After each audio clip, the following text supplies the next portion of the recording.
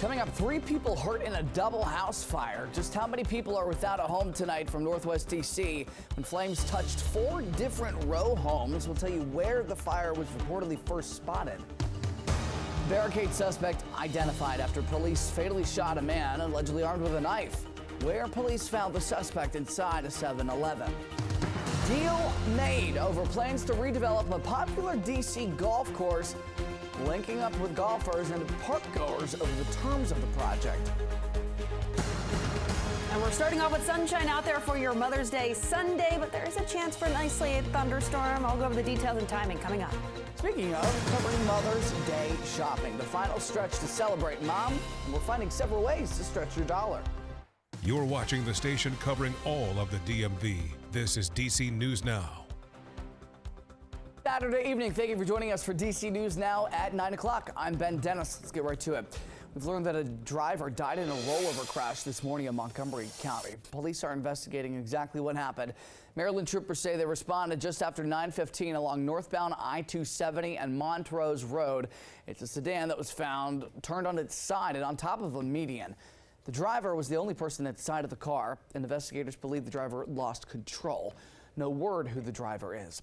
A serious fire has left 11 people without a home after flames ripped through 2 different row homes in Northwest D.C. 3 people were also reportedly hurt. Check out the intensity of this when those flames were put out. D.C. Fire says teams responded at 1st Street near Florida Avenue around 6:15 this morning. That's near McKinley Technology High School. We're told flames were initially found coming from the back porches of the homes, and the fire had already spread inside. Flames also partially damaged 2 neighboring homes. DC Fire says 100 team members responded. Good news, those who were hurt are expected to be all right. The cause of all that is still under investigation. New details tonight after Arlington police shot a man who barricaded himself inside of a 7-Eleven. Police say they've now identified the man after this hours-long standoff. Investigators say they were called to the scene of a disruptive person at the 7-Eleven near Columbia Pike and South Monroe Street. When officers got there, they say they found a man outside with what looked like a knife and ordered him to drop it, but he went indoors.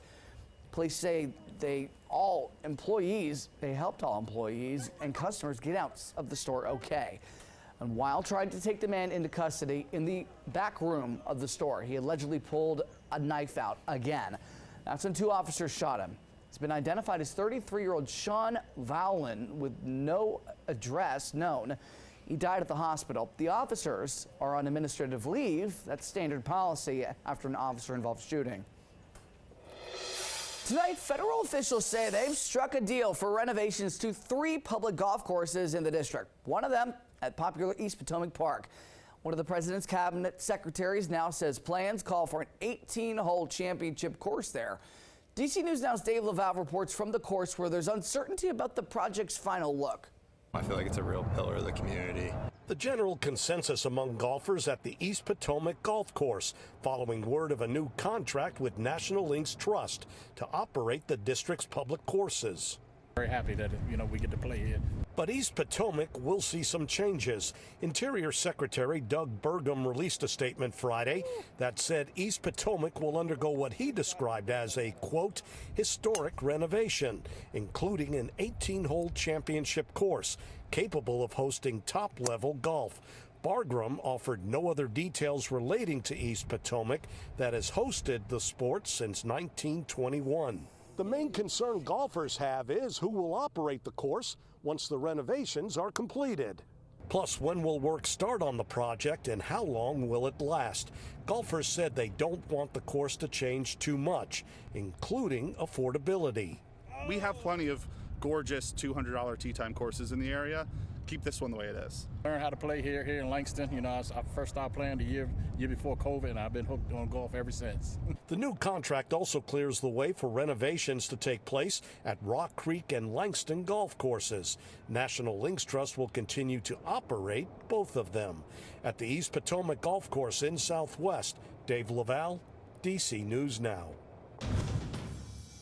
project. All right, Chief Meteorologist Jackie Lair is in for Scott Sumner tonight. Jackie, how are we going to be waking up and celebrating Mom tomorrow for Mother's Day? Yeah, with bright and mainly sun-filled skies out there to kickstart your Sunday, but then we still have a chance for that isolated thunderstorm chance later in the day on Mother's Day. So still yet another day that you want to stay weather aware. I know today we had a couple of those downpours that popped up into the early afternoon, then those faded away, and then we were tracking those dry conditions that are ongoing across our area this evening.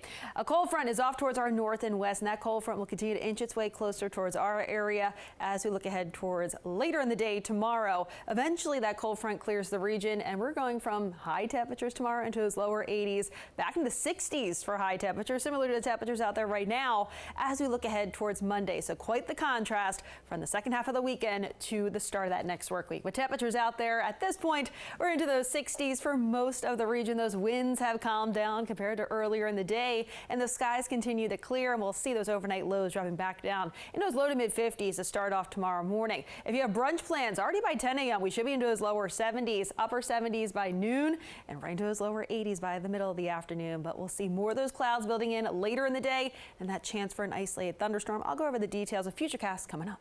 All right, Jackie, thank you. We've learned that a man was killed after being hit by a plane on the runway at Denver International Airport during takeoff. This happened last night as a Frontier Airlines flight from Denver to LA was speeding down the runway. Frontier Airlines says smoke was reported in the cabin, and pilots then aborted their takeoff. Passengers had to be evacuated and taken to the terminal once they slid down from the flight. The NTSB was notified, and an investigation into how this all happened is underway. Winter is well behind us, but it left a mark on DC's finances. We're now just learning how much it cost to clean up from January's massive winter storm. We remember it well. City leaders say the response and cleanup called for 8 times for what the district budgeted for.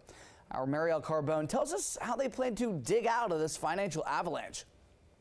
The city acknowledges that the cost was high, but they call the storm a once-in-a-generation storm. Now, the numbers first reported by the 51st, and some neighbors I spoke to tell me they are shocked at the price tag.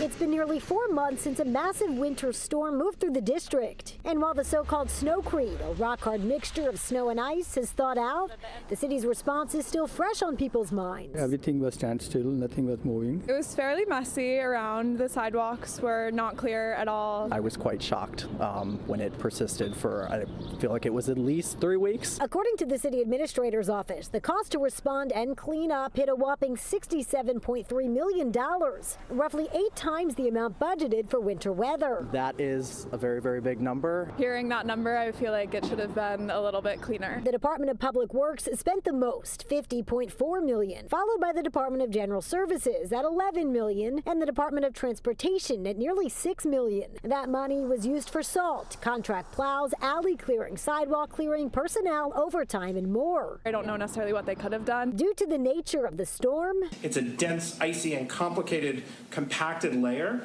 It makes it both difficult to traverse, to walk across. It also makes it difficult to remove. DC used new measures to clear snow. Bobcat Alley clearing cost $20 million. Hauling snow to sites like RFK, another $20 million. I hope that they learned any lesson from this experience, and maybe next time, if anything happen again, I hope they will be better prepared. And I'm told that the city is using $20 million in contingency funding, as well as other cost efficiencies and programs underspending to cover the costs. Reporting in Northwest DC, I'm Marielle Carbone, DC News Now. Our thanks to Marielle. Investigators continue looking into that cyber attack that impacted thousands of schools and universities across the country after a group claimed responsibility for breaching the platform known as Canvas. Students at Georgetown University were among those who were directly affected. They said they were right in the middle of an exam, final exam, when this message popped up on their screens. It's this big black box that shows up, and it basically was like, you've been hacked, shiny hunters, Canvas is not available. Like, you could click on a link to see all the schools that were affected and like pay ransom. And so they wanted us to tell Georgetown to pay ransom to get our econ notes back, which was crazy. Hacking group Shiny Hunters has claimed responsibility for the breach of Canvas, which manages exams, course notes, lecture videos, and grades. George Mason University was also hit. They postponed their final exams. Students tell us the platform seems to be working again. DC News Now is your local election headquarters, and many Democrats continue to cry foul of Virginia's Supreme Court ruling throwing out the voter-approved referendum to redraw congressional districts early. Justices said proper procedures were not followed. This is a huge political blow to Democrats, taking away the redrawn maps that likely favored their party in 10 of Virginia's 11 House seats. Shame! Shame on every single Supreme Court justice! One woman protested outside of the Supreme Court in Richmond, calling the decision an affront to the will of the voters. But the justices say lawmakers did not follow proper procedures to get all of this done. Republicans are celebrating this. Cannot violate the Constitution in order to change the Constitution. The Supreme Court made that clear. What's really disappointing is that this invalidates the redistricting referendum, the voices of Virginia's voters. 1.6 million Virginians approved the referendum to redraw congressional maps early. 1.5 million voted against it. Democrats say they wanted to redraw districts after President Trump's redistricting efforts that started last year in Texas to favor Republicans. Virginia Democratic Attorney General Jay Jones and some members of the General Assembly are fighting the decision. They've got plans to appeal this all the way up to the U.S. Supreme Court while asking the lower court to delay the ruling. Democratic Governor Abigail Spanberger said in part that she is disappointed by the Supreme Court's ruling. She goes on to say her focus will be ensuring that all voters have the information necessary to make their voices heard this November in the midterm elections. Well, today folks got to travel around Europe without ever having to leave D.C. More than 20 European Union countries opened their doors to visitors. All at their embassies. It was a free event featuring cultural performances and street festivals too, showcasing the dynamic and diverse cultures throughout Europe. Each country has its specificities. It has either unique culture, unique food, or innovative companies that they want to show, and you get an experience to learn about all that. The event also featured an America 250 theme to show the relationship the European countries have with the U.S. Still ahead, helping you figure out what to splurge on and hold out on when it comes to your beloved pets. 9:12, we take a live look at Roslyn, Arlington County. We got you covered, and everybody else across the DMV. With that, Chief Meteorologist Jackie Lair has your Mother's Day forecast coming up.